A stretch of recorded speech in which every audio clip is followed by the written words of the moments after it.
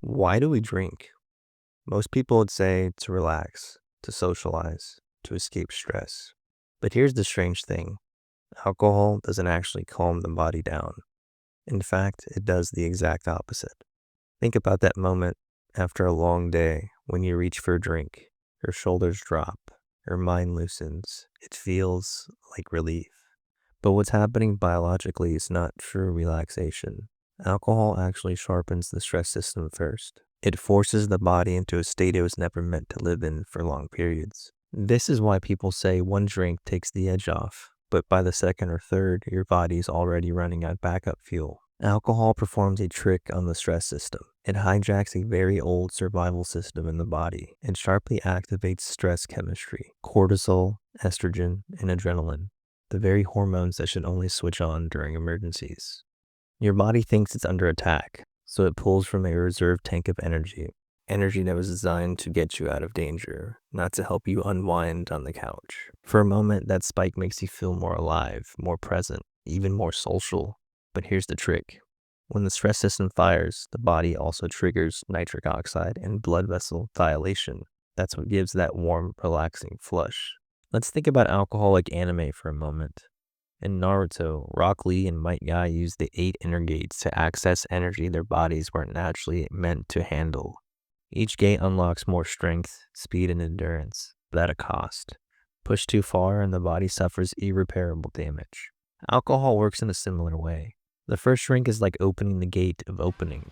Cortisol, your stress hormone, is temporarily suppressed. The brakes are off and you feel light, relaxed, socially unblocked. That immediate relief? That's the first gate. A second drink taps into the gate of healing. Your body borrows energy from hidden reserves. Mood lifts, courage rises, and you feel stronger than your baseline.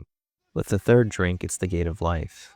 Estrogen and dopamine spike slightly, giving a sense of superhuman confidence. You're energetic, charismatic, and socially fluid, just like Rock Lee sprinting faster than human limits. Our body borrows energy from hidden reserves. Alcohol also shifts fatty acid metabolism. Normally, your liver prioritizes burning alcohol over fat, but once the ethanol is metabolized, fatty acids surge from stored reserves to fuel your body. It's another layer of borrowed energy, like tapping an emergency chakra tank. Your system is running beyond normal limits, but it feels incredible in the moment. The fourth drink opens the gate of pain. The gut lining becomes irritated and cortisol begins to rebound. Your body is signaling its limits. The biological cost is mounting. In the final rounds, that's the gate of death. Blackouts, liver strain, hormone disruption. Your body is burning itself out, just like Guy risking everything in his final attack. The temporary surge is powerful, but the aftermath is inevitable. Now let's switch universes for a moment to Dragon Ball. Goku uses Kaioken to multiply strength and speed, a short-term burst of power beyond his natural limits. Alcohol is biological Kaioken. One drink is Kaioken times 1. A little boost of confidence, warmth, and sociability. 2 or 3 drinks, Kaioken times 2, or times 3.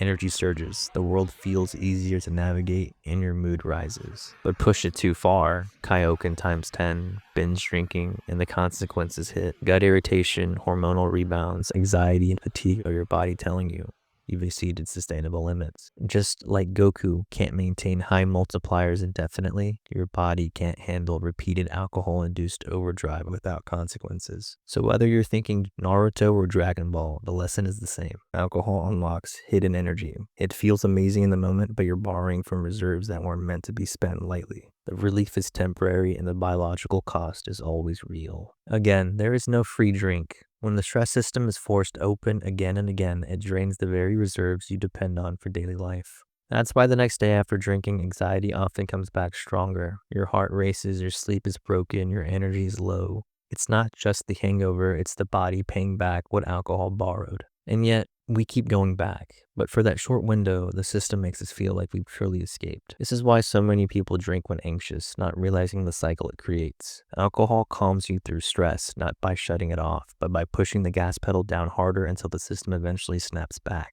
The body gets caught in a loop. Stress leads to drinking, drinking leads to more stress, which demands more drinking. The paradox is that alcohol feels like it works because of the rebound. Once the stress peak passes, the parasympathetic system, the rest and digest side, surges.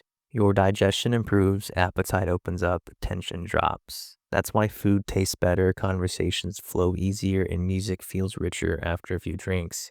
But none of it is free. Alcohol has simply manipulated the natural rhythm of your biology. So why do we keep drinking? Because the brain remembers the relief and ignores the cost. It confuses stress activation with relaxation. And in a culture where daily stress is constant, work pressure, screens, money, relationships, alcohol becomes a shortcut people reach for, not realizing it's draining the very system they need to survive that stress in the first place. Alcohol doesn't just numb, it borrows energy from the future to make the present feel lighter. And the more often you borrow, the deeper the debt becomes. If you found that perspective interesting, the hidden energy, the borrowed power, and the biology behind our choices, there's a whole world to explore. Apophenia is my forum where we dive into exactly this: how biology shapes human behavior, why we crave, how habits like drinking develop, and the hidden patterns driving our lives. It's a space for thinking deeply, connecting ideas, and seeing the world through a biological lens. And to get you started, I've created a free digital guide that expands on these ideas, from hormones and stress pathways to energy systems and addiction. It's free to download and gives you a taste of the deeper discussions inside apophenia. If you're ready to understand the hidden forces shaping your behavior, come join us. The patterns are there, you just need the right lens to see them.